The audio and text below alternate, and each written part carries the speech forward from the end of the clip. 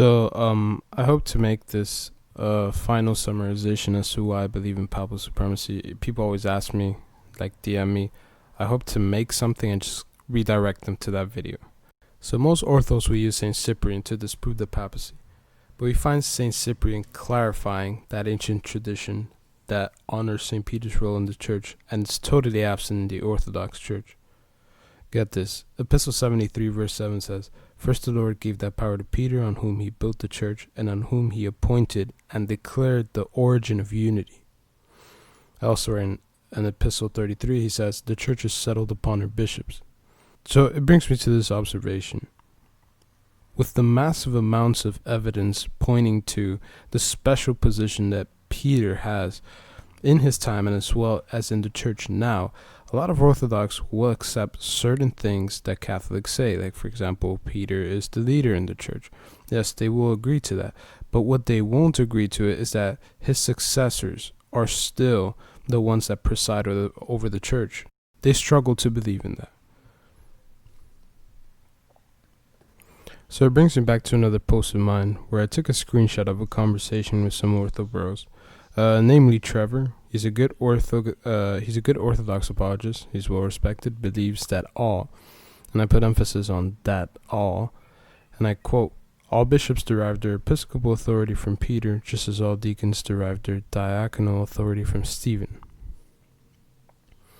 So that's one of the things that, like I said, Orthodox are willing to accept. Another thing, many orthos use Pope Gregory's letter where he writes to the Bishop of Alexandria, where he teaches that the one see of Peter, properly defined, is the union of all three. What I mean is Rome, Alexandria, and Antioch. So that's the ancient Christian tradition. But of course it's absent in Orthodoxy since there's about 14 patriarchs as of now, I think. But back in the ancient church, being a patriarch, or the honor of being a head of the church, would only go to Petrine sees, and there were only 3 Petrine sees at the time: Rome, Alexandria, and Antioch.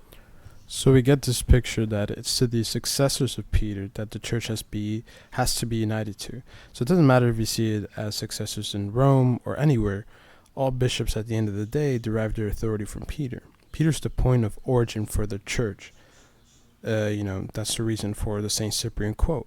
He's the origin, the unity, which of course orthos completely throw away altogether when they say he's not the rock. But that's something else. I digress. As to the meme on Saint Cyprian on my page, that quote, there's no beating around the bush.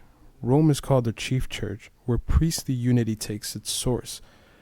Again, the whole concept of origin of unity is there again, but it takes a whole different, it's a whole different level, to the extent that all Petrine sees are the source of unity, and Rome is the source of all Petrine sees, so to speak. And many people will argue using Orthodox historians, but the point is the place of Peter is essential to the church. There's no doubt about it. And that Rome had presidency over all the churches, there's also no doubt. Obviously now, after the schism, people will debate whether Rome even had the presidency, blah blah blah, all this. But at the end of the day, there could be made a case that Rome had presidency and was well respected as the head of the church.